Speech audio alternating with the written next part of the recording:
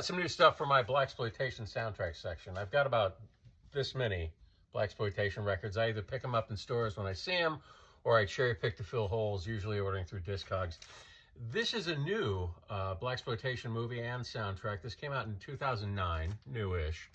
And the guy Adrian Young, who scored it, I think this is his first film score, and he's done others since. He plays all the instruments on it, and he runs a record store in LA called Art House Studio. So, like I said, it's a modern-day Blaxploitation soundtrack inspired by the old ones from the 70s.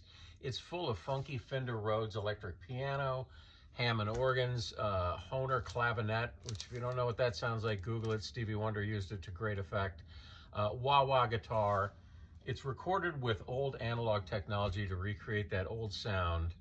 Let me tell you about Black Dynamite. Wherever he walks, he withers the grass. King Kong steps aside when his badass pass. And the fantastic thing about this is they released an instrumental album. I wish a lot of Blaxploitation soundtracks had instrumental albums as well. This is fantastic, and you know, great addition to the collection.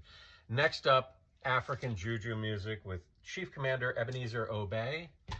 I think, well, African Juju music is a Nigerian genre that originated in Lagos in the 20s. It blends traditional percussion, especially talking drum, with a chorus of electric guitars, and it's party music for weddings and birthdays. Very high energy stuff. King Sunny Ade and Chief Commander Ebenezer Obey are like the two main guys who do Juju. There's another guy, I.K. Diaro. Other than that, there aren't a lot, but then again, I'm talking to you from New Jersey, and I'm sure if I grew up in Africa, I would know of a lot more. There are probably regional guys who just never made it, never made a blip on the international scene. But Chief Commander and King Sunny Ade were big. Mango Records, which was a subsidiary of Island Records, really broke Juju music for me and a lot of people. In 1982, they put out this, which was an international release, and it's the first time you'd kind of see it in the music bins in the States. King Sunny Ade, Juju music in 82, 83, Synchro System, and this was 84, Aura, and this was my introduction to Juju music, as a lot of people I would assume. And so back to Chief Commander Ebenezer Obey and his Inter-Reformers Band. This is from 75.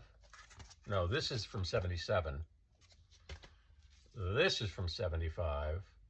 And he's one of the pioneers of Juju music, blending high life with Yoruba percussion and multiple guitar players and talking drums. There's a whole course of these guys with doing interlocking, interesting, funky groove patterns, playing off each other. He recorded over 100 records.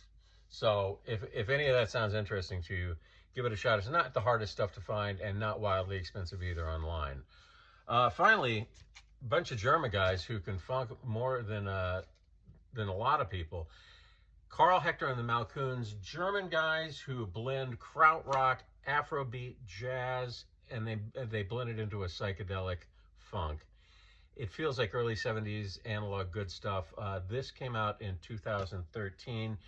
He released many albums, but there were 4 that had these hand silkscreen print LPs. My daughter gave me one for Christmas. I just picked this one up, and the other 2 are impossible to find. I think the one she gave me was from 2011. This is from 2013. The one, similar covers, from 2014. There's 3 available on Discogs. None of them are selling in the United States.